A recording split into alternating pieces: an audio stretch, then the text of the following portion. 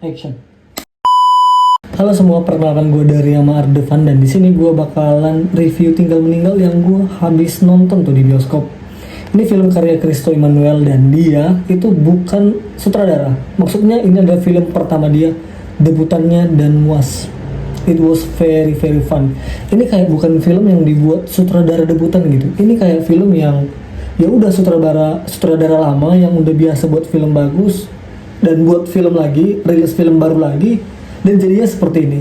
Dan gue mau highlight satu di sini, yaitu pemeran-pemeran yang ada dalam film ini. Ada Omara sebagai pemeran utama, itu kayak anjir bagus banget beneran, dari skrip, komedi sampai ke acting pure bagus. Sayang banget karena 14 Agustus rilis di bioskop dan 15 Agustus hari ini gue nonton Tinggal Meninggal, rilislah Demon Slayer. Maksudnya kayak Demon Slayer kan tau lah, basisnya penggemarnya banyak banget, dan rasanya layar Tinggal Meninggal nih tinggal 688 layar lagi, dan hopefully bisa bertahan lama sih, karena karya sebagus ini yang sayang banget kalau nggak dinikmati banyak orang gitu. Jadi buat teman-teman yang sempat ke bioskop, Tinggal Meninggal jawabannya, nonton aja, bagus banget. Jadi gue bakalan review sebentar ya. Jadi film ini tuh bercerita tentang seorang anak yang bernama Gema Pradana, diperankan oleh Omara Esteglal. Nah, Omara ini atau Gema ini, si Gema ini tuh gak punya temen gitu, sampai dia pas masih kecil dicap sebagai orang yang cacat mental karena dia gak punya temen, terus dia sering bicara-bicara sendiri, dan itu sangat aneh gitu buat orang normal kayak kita kan, kayak lu ngapain anjir gak punya temen terus lu bicara-bicara sendiri, itu beneran annoying di depan mata kita.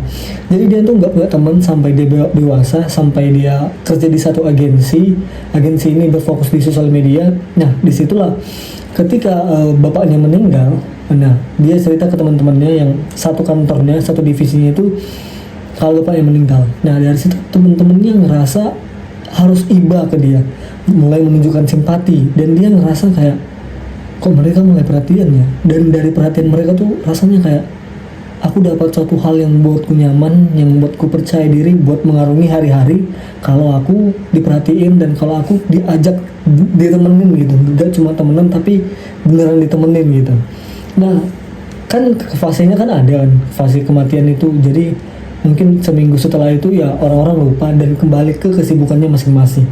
Nah, si Gema ini ngerasa perhatian yang tadi itu hilang, dan dia ngerasa kayak aduh, gue pengen banget lagi diperhatiin seperti itu, tapi emang harus ada ya yang meninggal. Rasanya kan aneh gitu kalau gue diperhatiin hanya karena kalau ada yang meninggal. Nah, mulai dari situ dia berpikir kalau siapa lagi yang harus meninggal biar gue tuh bisa ditemenin lagi gitu. Nah, di paruh pertama film kita bakalan dibawa ke komedi-komedi kocak yang I think was fun. Nggak tahu ya, mungkin ini selera humor orang itu, setiap orang itu berbeda-beda, tapi menurut gua ini tuh oke banget, presisinya pas. Pokoknya komedi yang takarannya cukup, nggak kemana-mana tuh, kayak to the point. Itu beneran gua suka. Nah, yang paling menarik di sini yang gua bilang tadi di awal, yaitu line up teman divisinya si Gema.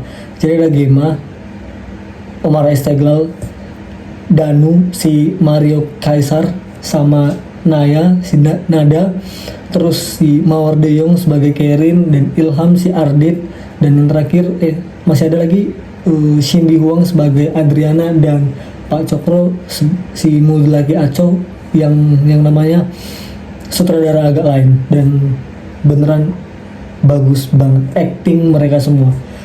Dan di sini gue cuma mau bilang kalau Omara tuh deserve buat dapat piala citra pemeran utama pria terbaik tahun ini, karena dia dapat 2 film, dan I think di pengepungan dia juga beneran superior. Nggak tahu dia nanti ditaruh Joko Anwar di pemeran utama atau supporting actor, tapi menurut gue ini tahunnya Omara sih.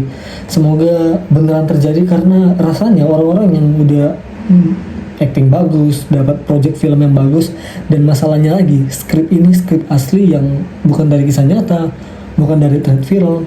Ini beneran ditulis dari kepala Christo bersama partnernya, dan change buat Omara dapat piala FFI tinggi kalau tidak ada distribusi lain yang mengharuskan suatu keanehan ya. Tapi nggak semua dalam film ini komedi itu bahkan buat lu ketawa. Kadang kayak ya udah sih begitu aja. Tapi di paruh pertama, di paruh kedua, paruh ketiga bakal ada komedi klimaks mungkin yang bakalan terjadi dalam filmnya, yang bakalan pecah ketawa. Dan di ending nanti, sebelum ke endingnya banget, itu bakal ada satu klimaks yang wah banget. Ini beneran disusun seoke-okenya. Dan satu lagi gue mau ngasih tahu kalau cameo atau orang yang nggak ke highlight banget tapi nggak ada nama-nama perannya di sini bakalan lucu banget. Dan menurut gua ini skrip yang matang, beneran siap buat dijadikan film. Untuk Bang Kristo, you really did good. Dan menurut gua Ko Ernest bakalan bisa bersaing nih di FFI dengan Imaginary. Punya dua ya mungkin ya, enggak, punya satu doang soalnya agak lain, tayang 27 November. Dan itu aja review dari gua. Kalau lu nonton deh, karena ini tuh bagus, beneran bagus banget. Dan final score dari gue ada di 8,8. Itu aja dari gue, see you.